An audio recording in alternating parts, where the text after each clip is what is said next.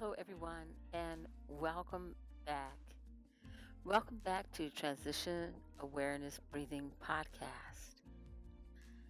As we begin our podcast today, I welcome you to find a space, and I'm talking about more than a physical space where you can get into a comfortable position. I'm referring to a mental space, an inner space,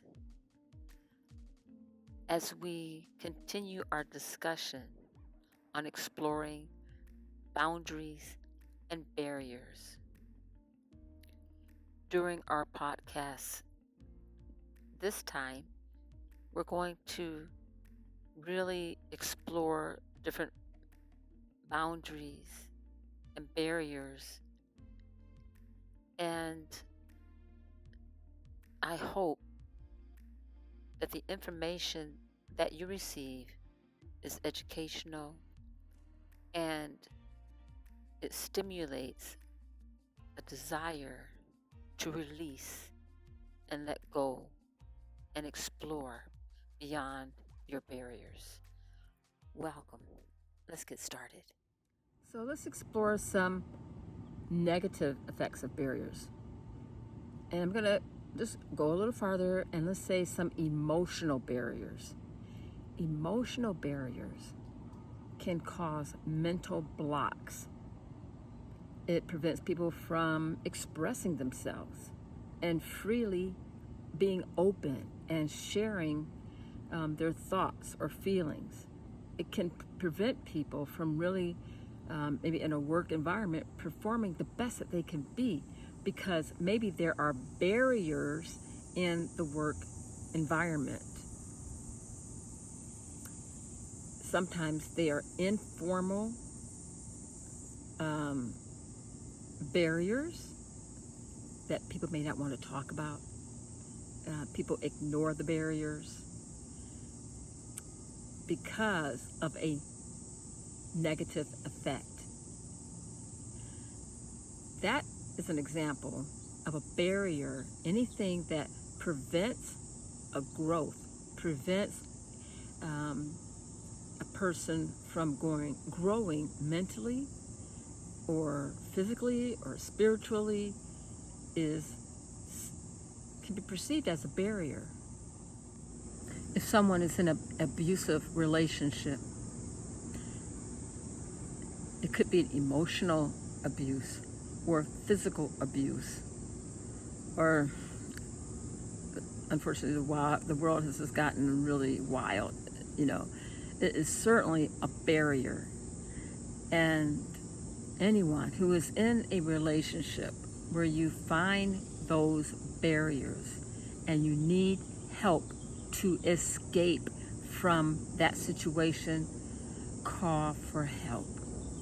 Easier said than done, because people who are in those barriers, if they could easily leave, they would have left. It's usually the reason why they're it's so difficult to leave, because there is something, a barrier, in control, holding them back. This is an example of a negative barrier. Sometimes in our environment, we don't even realize that we're faced with barriers. In the workspace, we kind of adapt because there may be physical barriers because of the workplace design. Do you work in an area where they have different, the desks are situated, or maybe they're distant, they're so far away, or maybe cubbies, and you have like the wall in between you and your space, or maybe it's different people barriers. You work in one department, another person's in another department, and so you have to converse with them, and so people overcome and adapt and use different means of communication. Other workplace types of barriers could be noise, background noises. Sometimes, I know in my workspace, as I'm doing these podcasts, I really have to find a place where the environmental noise, I want to give the ambiance of being in nature and being kind of calm and with nature, but not with the sacrifice of being so difficult to hear, or the noise or the background is so distracting that could be a barrier for my audience. And so those are barriers we deal with probably every day, and we use creative things, creative styles, our imagination to decrease any distractions so that the barriers don't interfere with our communication. Does that make sense? Another type of barrier are perceptional barriers. The perception that one group may have about another group. Oftentimes, we may have a perception that all teenagers know about computers and technology. And the reason why that's a perception, because some teens may not be as savvy as you think. And a lot of teens are. However, we want to be open and not create barriers and unexpected levels of expectation. Or you may have an older person, and a perception barrier may be, they may be challenged. They may not know anything about social media. Let's go in a little bit deeper about emotional barriers. Anger, pride, and anxiety definitely can be barriers towards communication. Thank goodness we are learning how to be aware of our anger, of our anxiety. Also, learning how to bring gratitude into our lives to kind of make us a little bit humble so that we're not pushing our personalities that we may not be aware of, that's stopping us from being the best that we can be. Often, as I said, we may not even be aware of some of these emotional barriers. And many times we develop these emotional barriers because of our experience or our personal values or what we have grown up with, how we were treated at school, how we were treated in our own families. And so we created a boundary that eventually became a barrier. Okay, so we're going to stop here for now and continue next time. Right now, I invite you to transition and participate in this short practice. The goal of this practice is to release through the breath. This is a time that in your mind you can release and go beyond your barriers. And the purpose of going beyond your barriers is to explore and to find new avenues of creativity, of relaxation, and of peace. Enjoy your practice.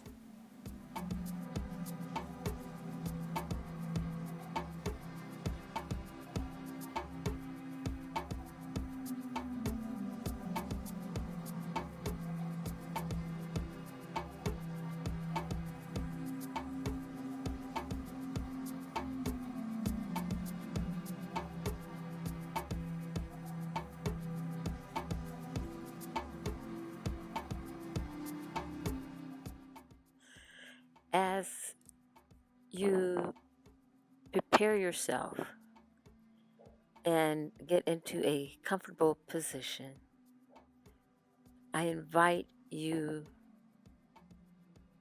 to be aware of the inner space, the inner peace within your mind, within the inner core of your soul. It's there. No matter what your barrier may be, I invite you to take this moment and tap into it. Tap into that part without barriers. Some may call it daydreaming. Some may call it relaxation. Just a moment in this place without barriers releases your creative spirit. And as you allow yourself to be free and to flow and to release, allow yourself to be open to receive, to be thankful, and find that spark, that creative spark, that calm spark that's been hiding until now. And take a breath and release any barriers in your mind, in your soul, and in your heart. Thank you for joining me, and I look forward to talking to you again next time. Have a great day.